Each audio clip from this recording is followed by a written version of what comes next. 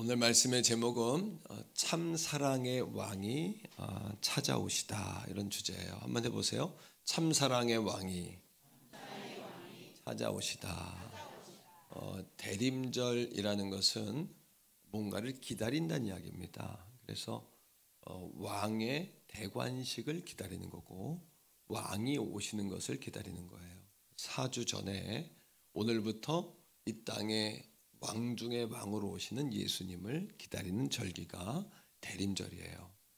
이 성탄은 우리에게 기쁨을 줘요. 민족과 나라, 족속을, 세대를 다 뛰어넘어서 성탄은 사랑이고, 성탄은 용서이고, 또 성탄은 평화죠.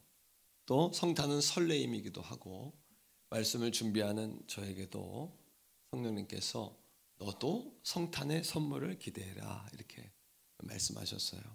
한번 해보세요. 성탄의 선물을 기대하자. 그런데 이 땅에 하나님께 영광, 땅에는 평화, 모두에게 기쁨인 성탄이지만 이 성탄이 있기까지의 여정은 영적인 전쟁이었어요. 한번 해보세요. 영적 전쟁. 이런 겁니다. 사단의 방해가 있었다는 거예요. 헤롯이라는 유대의 왕은 예수님이 태어났다는 이야기를 듣자마자 2세 이하의 모든 아이를 다 죽입니다. 예수님은 급히 애굽으로 피신을 하는 그런 상황이 벌어지는데, 이런 방해가 있었고, 또 예수님이 어머니 뱃속에 있을 때에 나사렛에서부터 베들레헴까지 본적지로, 호적조사, 인구조사 때문에 본적지로 먼 땅을 여행해야 하는 그런 산모로서의 어려움도 겪었어요. 심지어 출산을 해야 하는데 빈방이 없는 겁니다. 모두 분주하고 바쁘고, 왜? 호적을 해야 되니까 모든 사람들이 다 베들레헴, 예루살렘으로 다 모여든 거예요.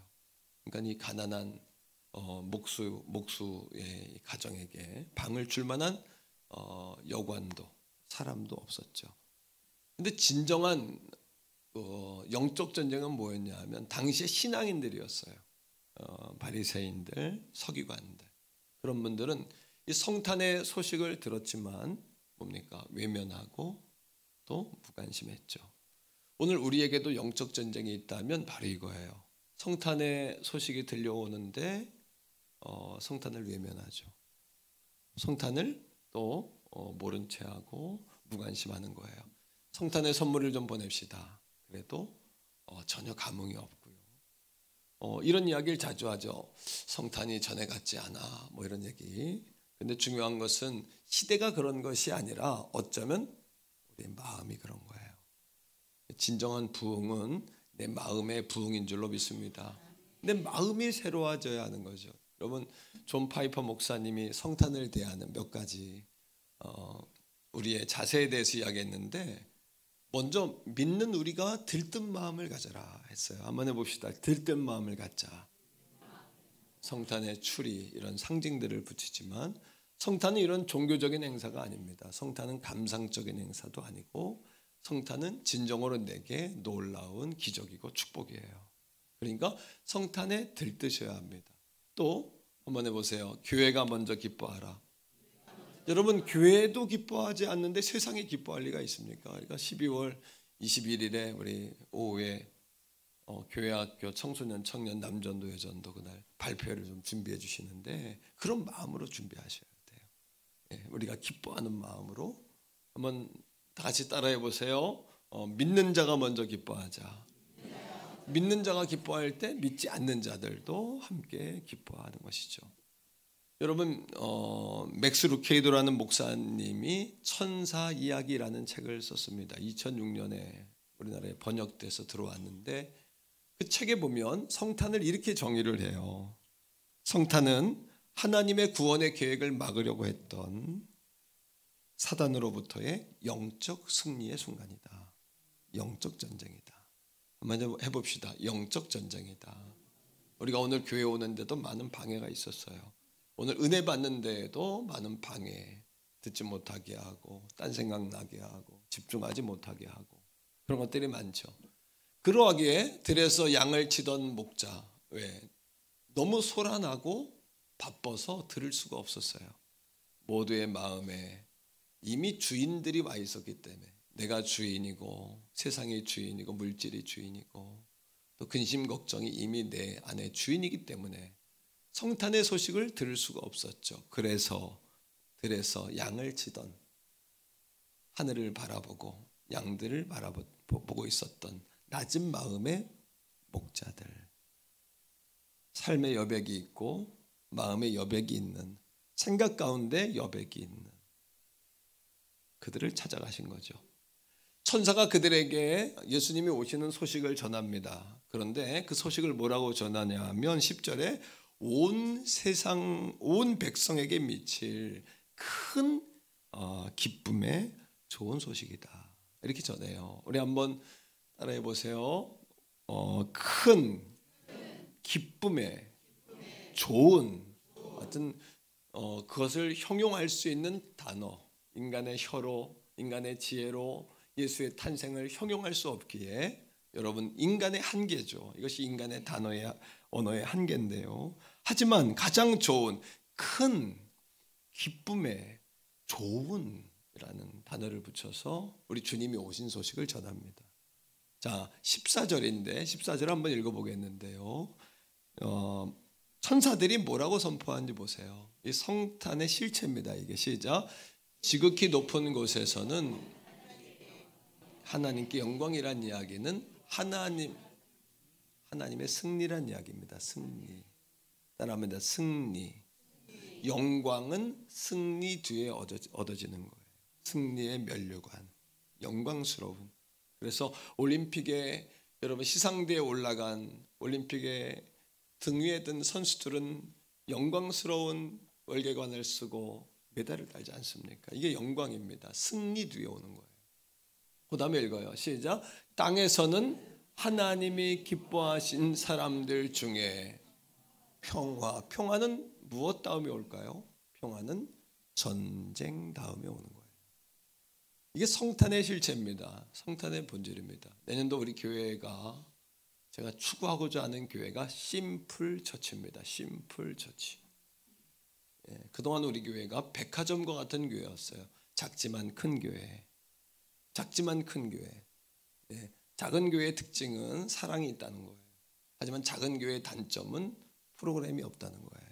하지만 우리 교회는 다양한 프로그램을 가지고 사랑을 맛볼 수 있는, 그러면 여러분 그것이 지금까지의 코드였어요.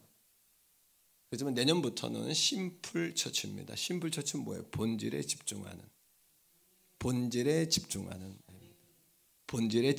교회.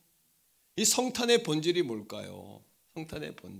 성탄의 본질은 바로 승리와 평화라는 거예요. 승리와 평화. 13절 말씀 보실까요? 자, 13절 말씀인데 이 사건에 관해서 이렇게 이야기합니다. 정확히 보세요, 말씀을. 자, 시작. 호련히 수많은 천군이 그 천사들과 함께 하나님을 찬송하여 이르되. 이 성탄의 소식을 가브리엘 천사가 목자들에게 전할 때, 가브리엘은 천사 가운데 천사장이고 소식을 전하는, 마리아에게 예수님의 수태를 전했던 수태 천사예요. 이 가브리엘을 통하여 목자들에게 이 소식을 전하면 돼요. 그런데 성경은 뭐라고 이야기합니까? 가브리엘 천사가 전한 것이 아니라 누구와 누가? 수많은 천군. 왜 천군이 동원됐을까요? 이 성탄의 소식을 전하고 성탄이 이르기까지 전투가 있었다는 거예요. 천군, 하늘의 군사들. 이게 하늘의 계급입니다. 하늘의 체계입니다. 하나님이 명령하시면 성령님이 역사하시고, 성령님이 역사하시면 우리가 기도하면 하늘의 보좌가 움직입니다. 그리고 성령이 역사하십니다. 성령이 역사하시면 천사를 부리십니다. 천사를 부리면 천군이 일하는 겁니다. 이건 완전한 성경적인 것이에요. 여기 천군, 수많은 천군, 하늘의 군사들이 전쟁 상태였다는 거죠. 자, 그렇다면 참 사랑의 왕이 우리를 찾아오셨어요. 영적인 승리를 거두시고 그분이 이 땅에 오신 나의 성탄은 어떤 성탄이냐라는 거예요. 세 가지입니다. 첫째는 이겁니다. 그럽니다. 예수님께서 우리의 왕으로 오셨다. 예수님께서 내 마음의 왕으로 오신 겁니다. 우리가 잃어버린, 그리고 우리가 빼앗겨버린. 그래서 우리의 왕좌에 내가 앉아있거나 또 어둠이 앉아있는, 사단이 앉아있는. 당시 많은 사람들의 상태는 어떤 상태였냐 하면 흑암 가운데, 흑암은 뭘까요? 아주 빛이 없는 상태예요. 이게 바로 죄의 결과입니다. 그리고 그늘진 가운데에서, 그래서 그들은 늘 그늘진 곳에 있어요.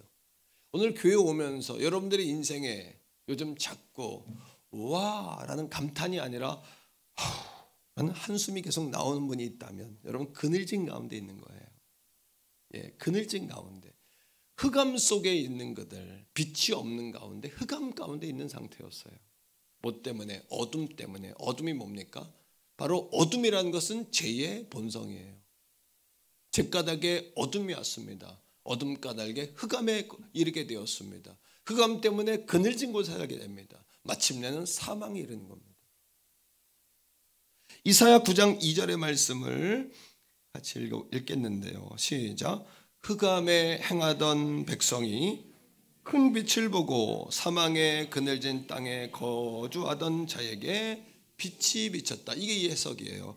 흑암이란 죄로 인한 혼란과 고통만이 가득하여 무질서와 무기력한 상태. 오늘 여러분들의 인생 이런 고백하죠. 뒤죽박죽이야. 이것은 여러분들이 아무리 인생의 질서를 잡으려고 해도 잡아지는 것이 아닙니다. 내면의 질서가 서야 하는 것이에요. 제가 어제 허미도 집사님 장례 위로 예배를 드리러 다녀왔어요. 근데 제가 딱 들어갔을 때 분위기는 굉장히 산만한 분위기였어요. 자녀들이 급하게 각처에서 모이는 분위기. 또 집사님의 영정이 앞에 있는데 앞에는 유교적인 향이 피워져 있고 촛불도 여러분 피워져 있지만 영정 아래는 집사 허미죠. 그리고 거기에는 국화꽃도, 질서가 없는 무질서한. 어제 예배를 드리면서 제가 느낀 게 있어요. 뭔지 압니까? 예배를 드리는 그 순간 제 마음에 딱 드는 느낌은 뭐였냐면 이 장례가 질서가 잡히는 느낌이에요. 어떤 질서? 하나님이 주인 되신 장례. 어머니의 신앙의 고백을 따라서 허미도 집사님의, 또 어제 예배를 초청했던 강경아 집사님, 목사님 한 번만이라도 예배해 주시면 너무 감사하겠어요. 이렇게 예배하는 중에 그 신앙의 고백, 하나님이 찾아오시면 오늘도 무질서한 인생 가운데 질서가 부여되는 것입니다. 무기력한 가운데 있는 우리에게 새로운 생명력이 부어지는 줄 믿습니다. 그래서 오늘 이사야서 9장 2절은 뭐라고 이야기하냐 하면 흑암에 행하던 백성이 큰 빛을 보았다. 큰 빛이 뭡니까? 무질서와 무기력 가운데 있었던 우리에게 아기 예수가 영적인 승리를 거두고 잃어버린, 그리고 우리가 빼앗긴 왕좌에 다시 왕으로 오시기 위하여 예수님이 우리에게 오신 사건이라는 거예요. 자, 창세기 1장 3절로 5절입니다. 땅은 여러분 혼란하고 질서가 없었습니다. 흑암이 가득하고 하나님의 신은 수면 위에 운행하는 질서와 기력이 없는 상태였어요. 모든 에너지가 흩어져 있는 상태. 이것을 하나님의 말씀으로 모든 에너지를 모읍니다. 그리고 이것을 낮과 밤으로, 빛과 어두움으로, 무질서를 질서로 바꾸는 사건이 창조의 사건이었어요. 같이 한번 읽습니다. 시작. 하나님이 이르시되 빛이 있으라 하시니 빛이 있었습니다. 하나님의 말씀이 들어갈 때 여러분 무질서가 질서가 되는 것입니다. 하나님의 말씀이 들려질 때 무기력이 기력이 되어지는 겁니다. 아멘입니까 여러분? 하나님인 빛이 있으라 하심에, 자 4절입니다. 어떻게 되었을까요? 빛이 하나님이 보시기에 좋았더라. 이 빛이 예수 그리스도를 사도 요한은 빛으로 오신 누구요? 예수요 라고 고백했던 그 빛. 말씀이 뭐가 되어 오셨어요? 말씀이 육신이 되어 오셨다. 여러분 빛이 있으라 했던 하나님의 입에서 나왔던 말씀이신 그 예수가 몸을 입고 이 땅에 오신 사건이 성탄이다. 그래서 그분이 로고스로 이 땅에 오셨다는 사실 믿습니까 여러분? 자 하나님이, 시작. 하나님이 빛과 어둠을 나누사. 5절이에요. 같이요. 하나님이 빛을 낮이라 불렀고 어둠을 밤이라 부르시니라. 저녁이 되고 아침이 되었다. 이는 첫째 날이라. 세상에 어떤 종교가 예수가 동정녀의 몸에서 나는 것이 맞냐라고 묻기 전에 어떤 종교가 빛을 만들었다고 이야기하며 밤과 낮을 구별했다고 이야기하며 그리고 무질서 가운데 질서를 부여했다고 말하는 종교는 여러분 세상에 오직 기독교밖에 없다는 사실이에요. 하나님의 말씀밖에 없다는 사실이에요. 믿습니까 여러분? 어둠 가운데 빛을 만들었고 무질서의 질서를 부여했으며 아무것도 없는 공허한 빈 상태의 여러분 우주를 만드신 하나님이라면 동정녀의 몸에서 아기 예수를 탄생하게 하셔서 우리를 위해 십자가에 죽게 하시고 마침내 부활하게 하셔서 우리를 구원하는 사건 또한 능히 하실 수 있는 하나님의 역사라는 사실인 것이죠. 거꾸로 생각하면 그분이 동정녀의 몸에서 난 것이 놀라운 것이 아니라 그분이 죄가 없이 오셔야 우리의 죄를 씻을 수 있었기에 사람의 남자의 씨를 받지 아니하고 여인의 몸을 통하여 그러나 사람으로 오셔야 했기에 그분이 그렇게 오셨다는 사실이죠. 그러하게 오늘도 성탄의 주님은 하나님의 은혜가 아니면 내가 결코 구원을 받을 수 없습니다라는 구원의 열망과 갈망을 가진 사람들에게 찾아온다는 사실을 믿게 되기를 주의 이름으로 축복합니다. 그러하기에 궁전의 박사들이나 여러분 궁궐의 왕이나 왕비나 공주들에게 찾아오지 아니하시고 저 들판에 하늘을 바라보며 오직 양떼를 바라보고 그리고 노래를 부르며 하나님을 향해 기도하던 목자들을 찾아오셨다는 사실이에요. 두 번째입니다. 성탄은 절망 가운데 울고 있는 우리들을 사랑의 줄로 건지신 사건이에요. 한번 선포합니다. 사랑의 줄로 건지셨다. 요한복음 3장 16절은 하나님의 사랑을 조건이 아니라 선포라고 이야기해요. 그리고 결심이라고 이야기합니다. 이렇게 하나님이 세상을 이처럼 사랑하사 독생자를 주셨다. 이게 성탄입니다. 여긴 조건이 없는 것이에요. 아무 조건도 없는 겁니다. 아멘입니까 여러분? 우리 이용채 집사님, 내가 집사님의 조건을 따진다면 사랑할 수 없는 조건이 있을 수도 있어요. 그러나 나는 집사님을 형제로, 주님의 형제로 진정으로 사랑하기로 결단했습니다. 그래서 제가 집사님을 사랑한다는 말은 그러하기에 결단에 의한 고백이기 때문에 가식이 아니라는 거예요. 이런 것입니다. 마태복음 1장에 보면 이 마태는 예수님의 최측근이에요. 오른팔과 같았던 12제자 가운데 한 사람입니다. 근데 마태가 예수님에 관한 족보를 기록해요. 그러면 얼마든지 좋겠을 수 있죠. 세상의 모든 것들은 존경받기 위하여, 높임받기 위하여, 칭송받기 위해 얼마나 노력합니까? 예배받기에 합당한 존재로 자신들을 포장하기 위해서 많은 이단들이 우리나라에만 50명의 예수가 있다고 합니다. 얼마나 자기들을 포장합니까? 하나님 어머니요 아버지요 하면서 얼마나 자기가 메시아요 예수요 성령이요 거짓말을 하는 사람이 얼마나 많습니까? 그러나 성경은 적나라하게 숨겨도 되는 역사를 적나라하게 드러내고 있어요. 이게 마태복음 1장의 예수님의 족보의 상황입니다.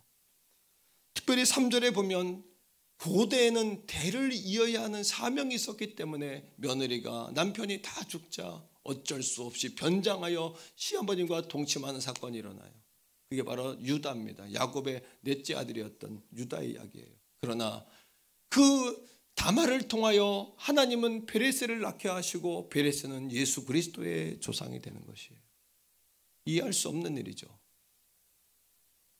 여러분 5절 말씀 가운데 보면 거기다가 기생이라는 직업을 가진 라합이라는 여인이 예수 그리스도의 조상으로 등장합니다. 이런 겁니다. 여러분 누군가가 나에게 목사님의 조상은 어떤 분이 있었나요? 할 때 나는 여러 가지로 나를 포장할 거예요. 근데 누군가가 나에 대해서 정확히 조사를 했어요. 그리고 이렇게 이야기하는 거예요. 목사님의 몇 대손 할아버지는 살인자였다. 실제가 아닙니다, 여러분. 그렇게 생각하면 안 됩니다. 예를 든 겁니다. 여기서 기생이란 말은 우리나라의 기생이라는 직업이 어떤 존재입니까? 매춘부란 이야기죠. 어떻게 그런 존재가 예수님의 조상이 될 수 있었을까요? 뭐 이런 거예요. 우리 목사님은 5번째 첩의 자식이다. 이건 말할 수 없는 거잖아요. 이건 뭐 드러낼 필요가 없는 일 아닙니까? 제가 그렇다면 여러분들이 나를 존중하겠어요? 그렇지 않나요? 그죠? 그러나 오늘 성경은 뭐라고 이야기하냐 하면 기생 매춘부였던 라합이 예수님의 조상이었다. 심지어는 모압 땅 이방의 여인이었던 루시란 여인은 남편을 일찍 잃고 어머니를 따라 시어머니를 따라 베들레헴에 돌아왔다. 그리고 다른 남자를 만나 결혼했다. 그런데 그이가 누구냐면 다윗의 할머니다. 이런 이야기입니다. 심지어 다윗이 3대 왕인 솔로몬을 낳는 여러분 탄생의 스토리를 이야기할 때 성경은 마태복음 1장 6절에 뭐라고 이야기하냐면 다윗은 밧세바에게서 솔로몬을 낳아 그가 3대 왕이 되었다라고 이야기하지 아니하고 밧세바가 다윗이 실수했던 우리아의 아내를 통하여 솔로몬을 낳았다. 불륜을 저지른 거예요. 하지 말아야 할 일을 한 겁니다.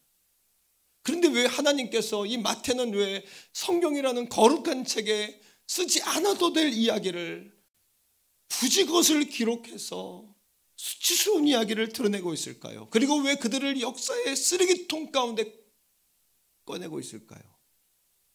그 이유가 무엇이냐 말입니다. 그 이유는 오늘도 하나님은 그러한 우리를 위해 오셨다는 사실이에요. 그리고 하나님은 그럼에도 불구하고 여러분 그들을 통해서도 예수 그리스도가 나셨다면 그보다 더한 우리들, 그와 같은 우리들을 하나님은 부끄러워하지 아니하시며 하나님은 정죄하지 아니하시며 하나님은 못났다고 이야기하지 아니하시며 하나님은 문전박대하지 아니하시며 오늘도 우리를 그 품으로 절망 가운데 울고 있는 우리에게 사랑의 끈으로 왜 무엇 하셨기에 조건을 따지지 아니하고 하나님이 이처럼 세상을 사랑하사 사랑하기로 결단하셨기에 이런 이야기입니다. 사랑하기로 결단하셨기에 오늘도 나를 바라보면 절망이에요. 제가 목사가 된 지가 25년가량이 되었어요. 그러나 목사 안수를 받고 정말 저는 시골에서 버스로 고향교회에서 40인승 버스를 타고 올라오셨어요. 제가 목사 안수를 받을 때. 그죠? 얼마나 자랑거리였습니까 이것이. 그리고 저도 목사 안수를 받을 때 하늘문이 열려서 꽃가루가 막 떨어질 줄 알았어요. 금가루가. 근데 전혀 금가루는 떨어지지 않고 여러분 어제와 같은 오늘이었고 오늘과 같은 내일인 것이에요. 세상이 바뀌는 것이 아니라 오늘도 내가 바뀌는 것이에요. 제가 날마다 이야기합니다. 목회란 목사인 나 자신을 목회하는 것이다 라고 말하는 것처럼 25년이 지난 오늘 제가 더 목사다운 성품으로 발전하게 되었고 예수님을 부족하지만 따라가게 되었고 내 시간과 재정과 내 인생과 내 시선과 내 언어와 내 마음가짐이 주님을 더 닮아가게 되어가고 있다는 사실이 감격스러운 것이에요. 오늘도 나를 바라보면 절망이에요. 나 같은 죄인이 용서 안 받아서 속죄 안 받으면 확실히 믿기는 어린 양 예수의 십자가의 보혈의 공로 그것이 아니면 나도 구원받을 수 없는 존재라는 사실을 주 앞에 철저하게 고백하는 이 아침이에요. 그런데 주님은 오늘도 그런 우리를 정죄하지 아니하신다. 부끄러워하지 아니하신다. 너 왜 이제 왔니? 야단치지 아니하신다. 조금 전에 만난 것처럼 잘 왔다. 그리고 얼마나 수고했니? 밥은 먹었니? 춥지는 않니? 물으시는 할머니처럼 때로는 엄마처럼 아버지처럼 그렇게 우리를 불꽃과 같은 눈동자로 지켜보고 계신다는 사실. 이것이 사실이라면 오늘 이 아침 절망 가운데 있는 누구일지라도 여러분들에게 소망이 있다는 사실을 믿게 되기를 주의 이름으로 축복합니다. 세 번째, 성탄은 따라합니다. 하나님이 직접 오셔서 흑암의 권세를 깨뜨리신 사건이다. 왜? 이 땅에 오신 아기 예수의 이름이 뭡니까? 임마누엘, 하나님이 우리와 함께 하시다. 그러하게 누가복음 2장 11절에 이 땅에 오신 아기, 그분을 왕이라고 이야기하지 아니하고 다 같이 읽습니다. 시작. 오늘 다윗의 동네에 너희를 위하여 구주가 나셨으니 곧 그리스도 주시다. 심플 처치. 제가 이야기하는 그것이 뭔지 아시겠죠? 교회가 말씀에 전념하고 선교에 전념하고 기도에 전념하는 심플 처치. 양들을 살리고 잃어버린 행복을 찾게 하고 영혼을 깨우고 살리고 천대까지 복을 받게 하는 말씀에 입각한 심플 처치. 여러분 마찬가지입니다. 오늘 목자에게 찾아온 천사가 정확하게 본질을 이야기하죠. 그이는 구주다, 세이비어요 로드다. 우리를 구원하러 오셨을 뿐만 아니라 내 안에 오셔서 주가 되셔서 무질서하고 엉망진창이고 무기력한 내 인생에 질서를 부여하시고 의미를 부여하시고 목적을 부여하시고 일어날 의미를 부여해 주시는 분이시다. 영원토록 살아갈 생명을 부여해 주시는 분이시다.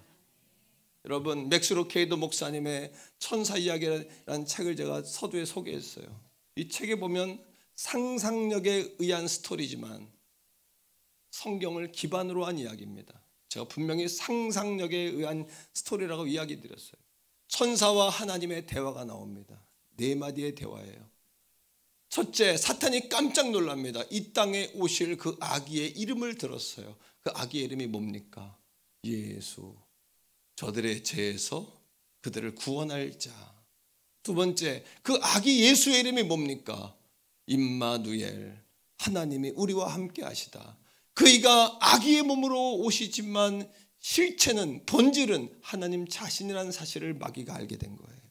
그러니 성탄을 막으려고 했던 거죠. 영적 전쟁이었던 겁니다.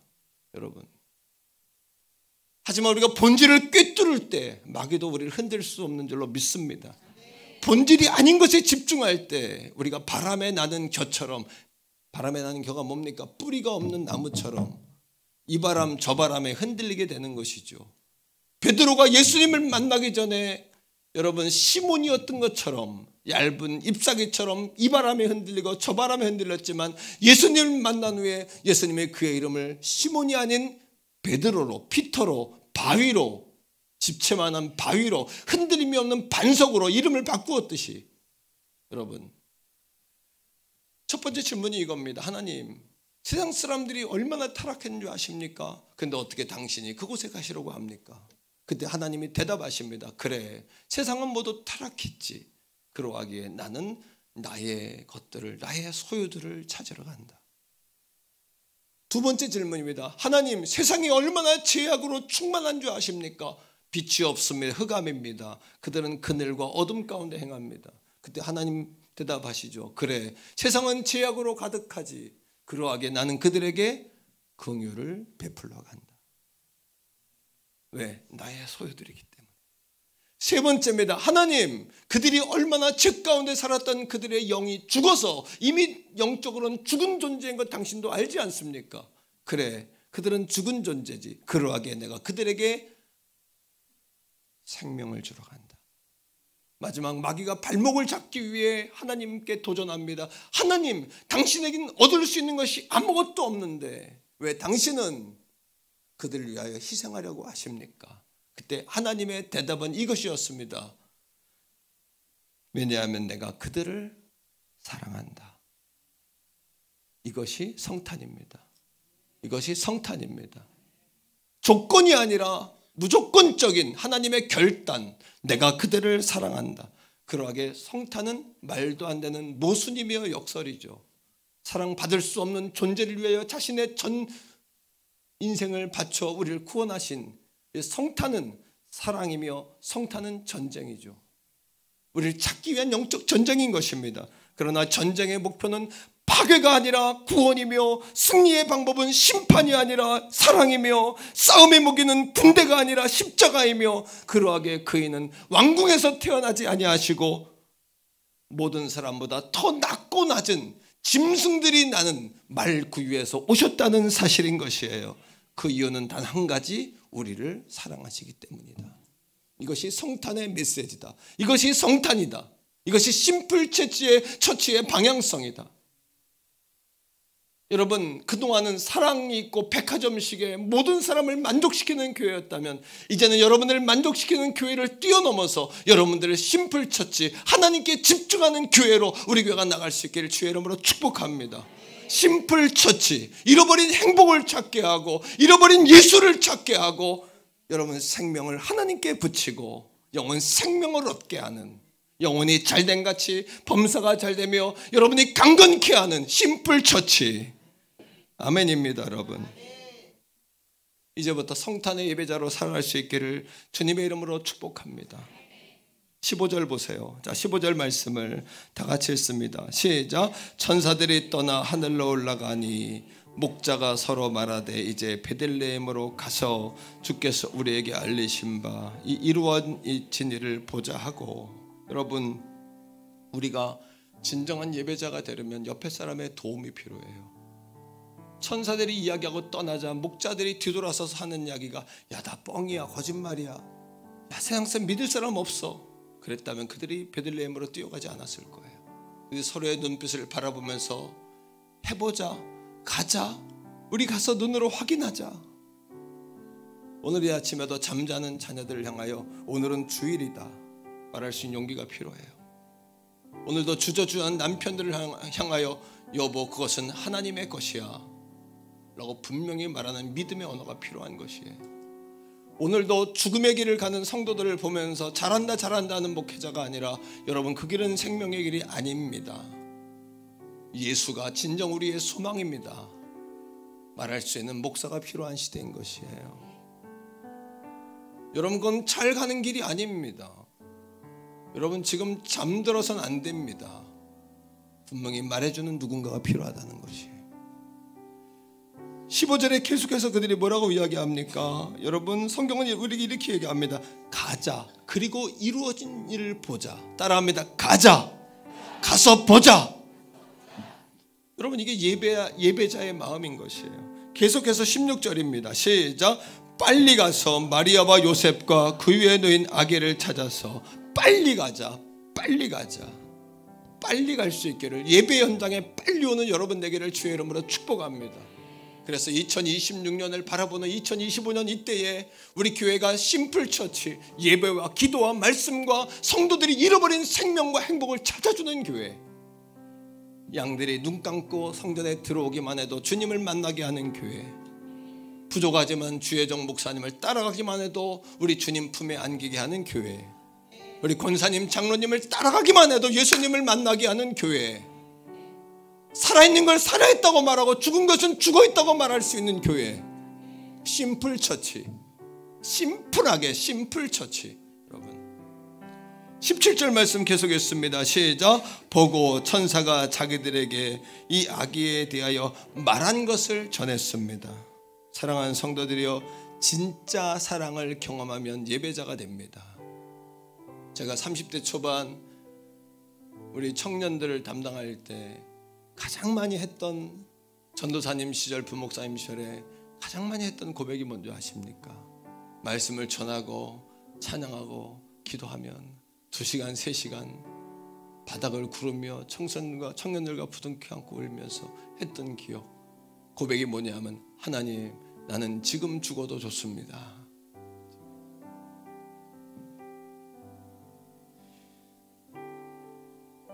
하나님, 예배하다가 난 지금 죽어도 좋습니다. 하나님, 예배의 기쁨이 어마어마한 겁니다. 진짜 사랑을 경험하면 진짜 예배자가 되는 거예요. 진짜 사랑을 경험하면 진짜 예배자가 되는 겁니다. 이 성탄에 오늘도 우리 안에 왕으로 오신 예수 그리스도가 진정으로 경험되기를 주의 이름으로 축복합니다. 그렇게 하나님께서 결단 가운데 우리 향해 급하게 달려오셨듯이 우리도 이 성탄에 주님을 향해 달려갑시다. 잃어버린 사랑을 회복하시기를 주의 이름으로 축복합니다. 그리고 이렇게 고백합니다. 한번 따라합시다. 예수님 사랑합니다. 내 인생의 왕이 되어주십시오. 참 사랑의 왕이신 예수님, 내 안에 오십시오. 주님, 저를 사용하여 주십시오. 사랑합니다. 주님.